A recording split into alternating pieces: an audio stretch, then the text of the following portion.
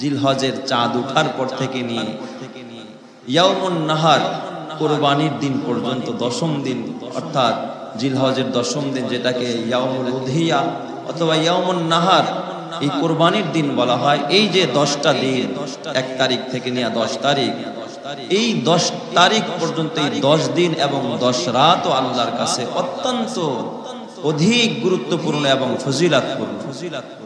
তাই আল্লাহ পাক এই 10 দিনের কসম করলেন। তবে এখানে দিনের কথা বলা হয় নাই, ওয়ালায়ালিন আশর, 10 রাতের কসম। আরবিতে কিছু নিয়ম আছে। আরবিতে অনেক ক্ষেত্রে দিন বলে রাত বুঝায়, রাত বলে দিন বুঝায়, ব্যাপক শব্দ। এটা আম। অনেক সময় দিন বলে শুধু দিন বুঝায়, আবার অনেক ক্ষেত্রে ম্যাক্সিমাম ক্ষেত্রে দিন বলে রাত দিন পুরাটাই বুঝায়, আবার অনেক ক্ষেত্রে রাত বলে দিন রাত পুরাটাই বুঝায়। তবে এখানে যে আল্লাহ পাক ওয়ালায়ালিন আশর, 10 রাতের কসম করলেন, 10 রাতের যে শ্রেষ্ঠত্ব ফজিলত শুধুমাত্র রাতের সাথেই সীমিত নয়। এই যে আজকে যে জিলহজের 1 তারিখ, এখান থেকে নিয়ে গত মাগরিবের পর থেকে নিয়ে যে একেবারে ইয়াউমুন নাহার পর্যন্ত এই 10 দিন এবং 10 রাত পুরাটাই মর্যাদাপূর্ণ, পুরাটাই আল্লাহর কাছে দামি, পুরাটাই তাৎপর্যপূর্ণ। এই 10 দিন যদি কেউ লাগাতার ইবাদত করতে পারে, আল্লাহর রাসূল হাদিসের মধ্যে বলেন, এই 10 দিনের থেকে উত্তম আমল আল্লাহর কাছে আর কিছু নাই। সুবহানাল্লাহ। এক হাদিসের মধ্যে রাসূল করিম সাল্লাল্লাহু আলাইহি ওয়াসাল্লাম বলেন, বুখারী শরীফের হাদিস, মা মিন আইয়ামিন, আল্লাহর রাসূল বলেন, মা মিন আইয়ামিন আল আমালুস সালিহু আহাব্বু ইলাল্লাহি ফিহিন্না মিন হাদিহিল আইয়াম। নবীজি বলেন যে এমন কোন দিন নাই, এমন কোন দিবস নাই, এমন কোন রাত নাই, এমন কোন রজনী নাই এই 10 দিনের থেকে, যে এই 10 দিনে যদি কেউ আল্লাহর কাছে ইবাদত করে, আল্লাহর কাছে কোনো কিছু প্রার্থনা করে, এই 10 দিন ইবাদত করলে যেই পরিমাণ নেকি পাবে, অন্য 10 দিনে সেই পরিমাণ নেকি পাবে না। বরং এই 10 দিন আল্লাহর কাছে এত বেশি প্রিয়, অন্য 10 দিন ইবাদত করার থেকেও আল্লাহর কাছে এই 10 দিন ইবাদত করা সবচেয়ে বেশি প্রিয়, বেশি পছন্দের। সুবহানাল্লাহ। মা মিন আইয়ামিন আল আমালু সালিহু ফিহিন্না আহাব্বু ইলাল্লাহ মিন হাদিহিল আইয়াম। এই 10 দিনের আমলের থেকে দামি আর কোনো আমল কিচ্ছু হতে পারে না। সুবহানাল্লাহ। এই জন্য এই 10 দিন বেশি বেশি কি করা দরকার? ইবাদত করা দরকার। এখন এই জিলহজের 10 দিনে আমরা কি কি ইবাদত করব? তো এই 10 দিনের গুরুত্ব বুঝাইতে গিয়ে আল্লাহ পাক কিন্তু প্রথমে ফজরের কসম করলেন, এরপরে 10 দিনের কসম করলেন, এরপর আল্লাহ পাক ওয়াশফি, জোর জোর যেই দিন জোর বেজর আছে না, জোর রাতের কসম, জোর দিনের কসম, ওয়াল বিতর, বিতর মানে বেজর, বেজর দিন বেজর রাতের কসম। এখানে জোর বলতে আল্লাহ পাক ইয়াউমুন নাহার, কুরবানির দিন 10তম দিন, 10 তারিখ, এটা জোর না বেজর? জোর। মুফাসসিরিনে কেরাম এবং হাদিসের বহু কিতাবের মধ্যে এখানে ওয়াশফি এর ব্যাখ্যায় লিখেছে আইয়াউমুন নাহার, অর্থাৎ আইয়ামে নাহার, কুরবানির যে 10তম দিন, এই দিনকে বলা হয়েছে শাফা। আর ওয়াল বিতর মানে বেজর রাত, বেজর দিনের যে কসম করলেন, এই দিন দ্বারা ইয়াউমুল আরাফা, কারণ ইয়াউমুল আরাফা হয় 9 জিলহজ। ইয়াউমুল আরাফা কয় তারিখ? 9 জিলহজ, কুরবানির আগের দিন। তো এই দিনের কসম করলেন, যেটাকে বিতর বলে আল্লাহ পাক সম্বোধন করেছেন। তার মানে ইয়াউমুন নহরটাও দামি, ইয়াউমুল আরাফাটাও দামি, আর এই দুটোটা দিন এই 10 দিনের শামিল। অতএব পুরা প্যাকেজ এই 10টা দিন যারা ইবাদত করবে, আল্লাহ পাকের কাছে যত আমল হোক, এক সাহাবী বললেন দাঁড়ায়া, ক্বালু ওয়ালাল জিহাদু ফিহা ইয়া রাসূলুল্লাহ, তাহলে জিহাদও কি এর থেকে উত্তম আমল নয়? নবীজি কয়, নবীজি বলতেছেন, মা মিন খারাজা রাজুলান ফি সাবিলিল্লাহ, কোন ব্যক্তি যদি আল্লাহর রাস্তায় জিহাদও বের হয়ে যায়, এর থেকেও এই 10 দিন আমল করা আল্লাহর কাছে অধিক শ্রেষ্ঠ। সুবহানাল্লাহ। হ্যাঁ, তবে যদি কোনো মানুষ তার জান নিয়া মাল নিয়া বের হইল কিন্তু কিছুই নিয়ে ফিরতে পারলো না, মালও শেষ করলো আল্লাহর রাস্তায়, জানটাও আল্লাহর রাস্তায় দিয়ে দিল, শুধুমাত্র ওই ব্যক্তির আমল এই 10 দিনের থেকে বেশি পাবে। এছাড়া বাকি যত আমল আছে সমস্ত আমলের ভিতরে 10 দিনের ইবাদতের শ্রেষ্ঠতার মর্যাদা আল্লাহর কাছে 1000 গুণ বেশি। সুবহানাল্লাহ। এই জন্য এই জিলহজের 10 দিন আমাদের কি করা দরকার? বেশি বেশি ইবাদত করা দরকার। কি ইবাদত করব? 1 নম্বরের ইবাদত হলো এই 10 দিনের মধ্যে আমরা রোজা রাখবো। 10 দিন কি রাখবো? রোজা রাখবো। যেমন আজকে একটা দিন চলে গেল, যারা রাখছেন আলহামদুলিল্লাহ, যারা রাখতে পারেন নাই বাকি যে 8 দিন আছে, আসলে 10 দিন তো রোজা হয় না, রোজা হবে কয় দিন? 9 দিন। কারণ ইয়াউমুন নাহার, কুরবানির দিন রোজা রাখা কি হারাম। 9 দিন রোজা রাখবেন। যে আজকে রাখতে পারেন নাই কালকে থেকে রোজা রাখা নিয়ত করেন। আর বাকি দিন হয়তো যদি নাও রাখতে পারেন, অন্তত ইয়াউমুল আরাফা, যেদিন আরাফার দিন, আমাদের 9 জিলহজ আমাদের কি ইয়াউমুল আরাফা।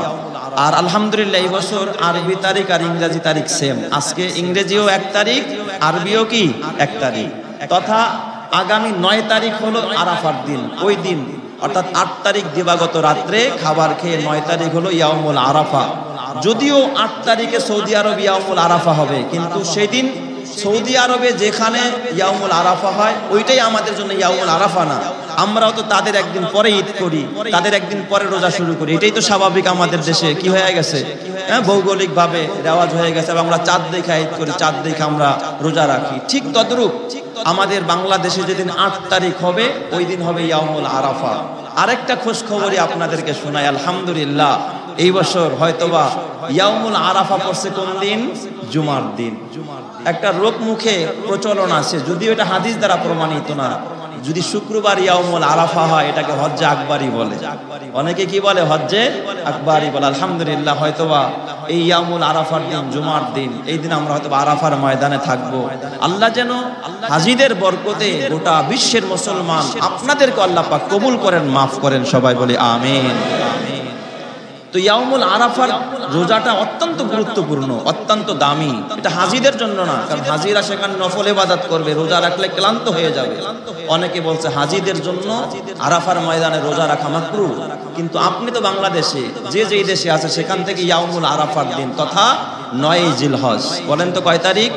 9 জিলহজ কি করবে? সে রোজা রাখবে। হাদিস শরীফের মধ্যে আসছে এই 10 দিন যদি কেউ রোজা রাখতে পারে লাভ কি হবে।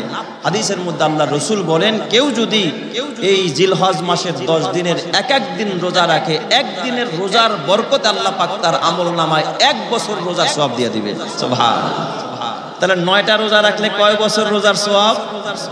9 বছর রোজার সওয়াব।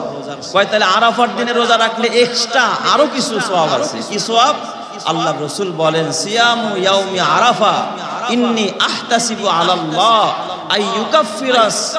আইয়ুকাফিরাস সানাতাল্লাতী ক্বাবলাহা ওয়া মা বাদাহা।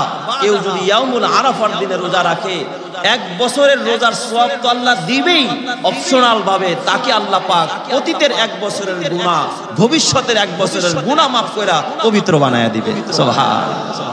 এই জন্য অন্তত যদি বাকি 8 দিন রাখতে নাও পারি, আমরা কি করব? আরাফার দিনে রোজা রাখবো। আরো খুশ খবরই, এই বছরের আরাফাতেও পড়তেছে কি আপনার, এই যে আমাদের দেশে যেদিন 9 তারিখ সেদিনই আমরা রোজা রাখবো ইনশাল্লাহ। যেদিন আমাদের দেশে 9 তারিখ হবে, 8 তারিখ দিবাগত রাত্রে খাবার খাবো, 9 তারিখে আমরা কি করব? রোজা রাখবো। তাইলে আমরা এই 10 দিনের 1 নম্বরের আমল পাইলাম কি? রোজা। 1 নম্বরের আমল কি বলেন? রোজা। 2 নম্বরের আমল বেশি বেশি নামাজ আদায় করা। বেশি বেশি কি করা? নামাজ আদায় করা।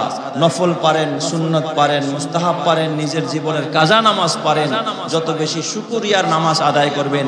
এই জিলহজের 10 দিন অত্যন্ত বরকতপূর্ণ দিন, এই দিনগুলোতে নামাজ আদায় করবেন। হাদিস শরীফের মধ্যে আসছে, কোন আল্লাহর বান্দা যদি এই দিনের বেলায় রোজা রাখে আর রাতের বেলায় কিয়ামুল লাইল করে এই 10 দিনে, হাদিস শরীফের মধ্যে আসছে লাইলাতুল কদর পাইলে, ওই লাইলাতুল কদরে দাঁড়ায়া নামাজ পড়লে যেই পরিমাণ নেক হবে, এই 10 দিনের কোন একদিন অথবা 10 দিনের 10 দিন যদি কোনো বান্দা রাতের বেলায় দাঁড়ায়া তাহাজ্জুদ করে আল্লাহকে সন্তুষ্ট করার জন্য নামাজ আদায় করে, প্রত্যেকটা রাতের বিনিময়ে আল্লাহ পাক এক একটা লাইলাতুল কদরের সওয়াব দান করে দিবে। সুবহানাল্লাহ। যেই লাইলাতুল কদর খায়রুম মিন আলফি শাহর, 1000 মাসের থেকেও দামি। অতএব জিলহজ মাসের 10 দিনের মর্যাদা কম না বেশি? 1 নম্বরের আমল রোজা। 2 নম্বরের আমল কি? নামাজ। দিনের বেলাও ইবাদত করবেন, রাতের বেলায় কিয়ামুল লাইল করবেন। আর 3 নম্বরের আমল হলো বেশি বেশি জিকির করা।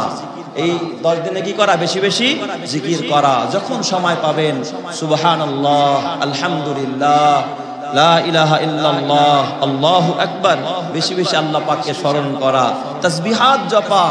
আর 4 নম্বরের আমল আল্লাহর প্রশংসা করা, যে আল্লাহর গুণকীর্তন করা, আল্লাহ পাকের হামদ সানা করা, আলহামদুলিল্লাহ বলা, অন্তত এতটুকু বলা সুবহানাল্লাহি ওয়া বিহামদিহি, সুবহানাল্লাহি ওয়া বিহামদিহি, সুবহানাল্লাহি ওয়া বিহামদিহি।